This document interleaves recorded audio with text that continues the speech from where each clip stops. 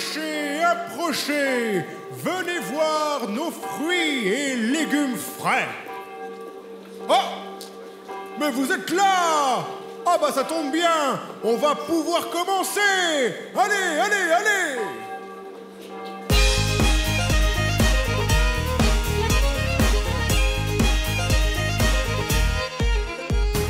Le marché va commencer, on va pouvoir présenter nos fruits, nos légumes frais et même les produits laitiers. Pour bien remplir le frigo, on a tout ce qu'il vous faut. Du lait pour bien grandir, du jus de fruits pour se faire plaisir. Hey!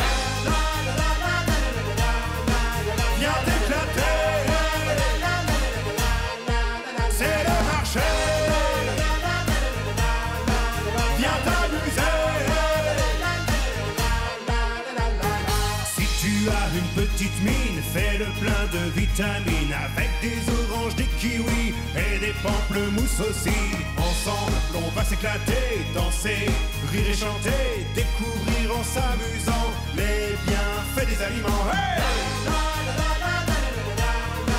On va danser. Viens découvrir en t'amusant tous les bienfaits des aliments. On pourra même te montrer comment faire un potager. Mais d'abord, nous allons chanter.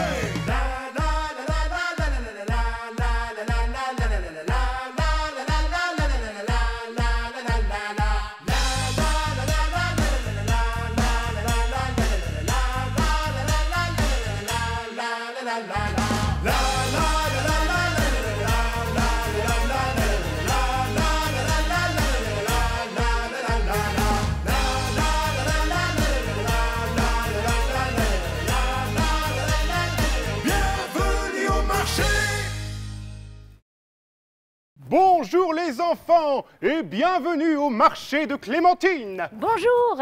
Tout le monde sait qu'il est important de bien manger. C'est pour cela que nous avons décidé de nous rendre chez Otera du Sar. Un magasin pas comme les autres puisqu'il possède son propre potager ainsi qu'un bon nombre d'animations pour les petits comme pour les grands. Tout de suite, nous rejoignons notre envoyé spécial Norbert qui est sur les lieux. Bonjour Norbert! Est-ce que vous m'entendez? Oui, je ne vous entends pas bien. Norbert? Oui, c'est mieux. Bonjour les enfants, bonjour Clémentine. Eh bien, je suis en direct de la ferme du Sar où j'ai à mes côtés Timothée qui va nous dire ce qu'est un beau légume. Alors Timothée, peux-tu nous présenter l'endroit où nous sommes? Bien sûr Norbert, nous sommes donc au magasin d'Otera du Sar. C'est un magasin de circuit court, c'est-à-dire qu'on travaille avec des produits en direct avec nos producteurs. Ils nous livrent tous les jours ou tous les 2 jours de façon à nous garantir les meilleurs produits possibles. Très bien, oui, merci. Mais Timothée, qu'est-ce qu'un beau légume? Alors, un beau légume, Norbert, c'est un légume frais et c'est un légume de saison. C'est un légume qui donc a poussé dans les meilleures dispositions et c'est un légume qui nous est livré très régulièrement. Par exemple ici le poireau qui est arraché le matin même, ce qui nous permet de garantir des produits de qualité en direct. Très bien. Je voulais juste savoir, pourquoi ton jambon n'est pas beau? Pourquoi il n'est pas beau? Le jambon en fait qu'on a ici, c'est un jambon sans nitrite, c'est-à-dire qu'il n'y a pas ce fameux conservateur qui est révélé comme dangereux pour la santé. Et en fait, tout simplement, notre jambon est un petit peu marron parce que c'est la couleur naturelle du jambon. Ah oui, bien sûr, oui.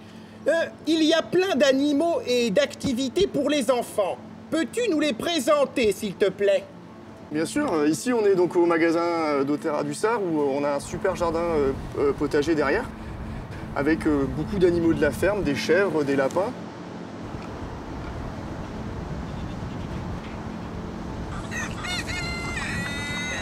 À côté de ça, on propose des activités aux enfants comme par exemple la chasse aux œufs, comme par exemple créer des animaux rigolos avec des produits abîmés.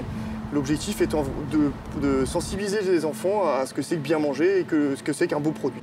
Ah oui, effectivement, ça a l'air vraiment chouette. Eh bien, merci Timothée. Et Clémentine, je te rends l'antenne. Merci Norbert. Manger des fruits et légumes frais, c'est important. Mais que faire de toutes ces épluchures qu'il nous reste? Doit-on forcément mettre les déchets de notre cuisine à la poubelle? C'est ce que nous allons découvrir tout de suite avec notre reporter Gérard Guernoul, accompagné d'un maître composteur. Gérard, vous me recevez? Oui, Clémentine, bonjour, je vous reçois sac sur sac. Bonjour les enfants. Je suis à côté de monsieur Bernard, maître composteur, qui a eu la gentillesse de bien vouloir nous accorder cette interview. Monsieur Bernard, c'est quoi un maître composteur? Bonjour Clémentine, un maître composteur, c'est un professionnel du compost. Et donc mon travail en fait, c'est d'expliquer aux gens comment fonctionne un compost, qu'est-ce qu'on peut y mettre et comment on va l'utiliser. Eh bien justement, comment ça marche un compost? Comment ça marche? On doit mélanger les matières. Voilà. On mélange les épluchures de fruits et légumes avec des feuilles mortes, tout ce qui provient des arbres. On mélange bien, on arrose et 9 mois plus tard, on a du compost. Oh bah c'est comme un bébé. Alors comment on fait un bon compost? Alors comment on fait un bon compost? Quand on mélange nos épluchures de fruits et légumes avec des feuilles mortes, surtout il faut bien mélanger les matières, les aérer et puis surveiller le taux d'humidité. On arrose et on obtient un bon compost. Et pourquoi ça fume quand je l'ouvre? En fait c'est le travail des bactéries.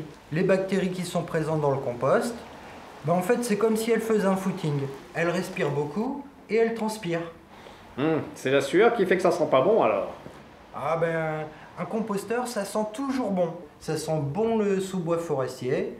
Ça n'a pas d'odeur. Si on suit mes conseils, si on mélange bien les matières, il n'y a pas d'odeur. J'ai un petit jardin d'intérieur, est-ce que je peux utiliser le compost? Alors, oui, dans son jardin d'intérieur, on peut utiliser du compost. Par exemple, dans une jardinière, on va mélanger du compost avec du sable, avec de la terre. Voilà, on a nourri la terre et on va obtenir de bons légumes. Merci, monsieur Bernard. Merci, Clémentine, je vous rends l'antenne. À bientôt, les enfants. Merci Gérard. Acheter de bons produits, c'est bien, mais les faire pousser soi-même, c'est encore mieux. Mais alors, comment faire? C'est ce que nous allons découvrir avec le tuto de Gratouille. Pour créer ton potager d'intérieur, il faut trouver le bon emplacement. Tu dois aussi bien choisir les pots ou les bacs pour planter les végétaux qui doivent être adaptés à la culture en intérieur. Tu peux installer ton petit potager dans la cuisine ou le salon. On peut également utiliser une serre sur un balcon si tu en as un. L'important, c'est surtout de choisir une pièce pouvant être aérée facilement et un emplacement lumineux comme par exemple près d'une fenêtre ensoleillée. Il te faudra aussi un peu de matériel nécessaire pour cultiver un potager d'intérieur. Un arrosoir avec pommes, des billes d'argile, de l'engrais, des jardinières, une pelle à terreau, des pots en terre cuite, des soucoupes à thé et bien sûr du terreau. Et quand tes plantes pousseront, tu pourras placer des tuteurs en bois si tu fais par exemple des tomates cerises.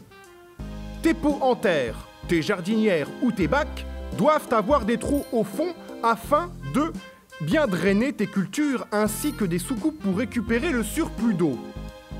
Il faut bien sûr que tu respectes un calendrier du potager pour savoir quand planter et quand récolter. Tu trouveras les informations sur les sachets de graines que tu plantes ou alors demande à papa. C'est souvent bien plus simple. Il y a des herbes aromatiques qui sont faciles à cultiver comme le basilic, le cerfeuil, le persil, le thym, la ciboulette, la coriandre ou la menthe que maman pourra mettre dans ses recettes. Il y a des légumes décoratifs, faciles à cultiver et peu encombrants comme les tomates cerises, les piments ou des légumes à croissance rapide comme les radis ou les laitues. Tu peux aussi te faire plaisir en plantant des fraisiers.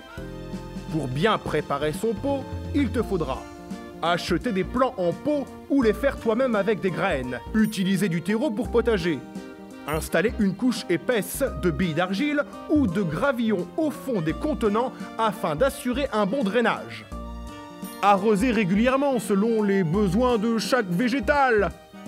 Et voilà, tu sais tout. À toi de jouer maintenant. Merci Gratouille pour ces explications qui, je l'espère, vous seront très utiles. C'était un plaisir. Il est temps pour nous de retourner à notre marché et on vous dit à bientôt. À bientôt.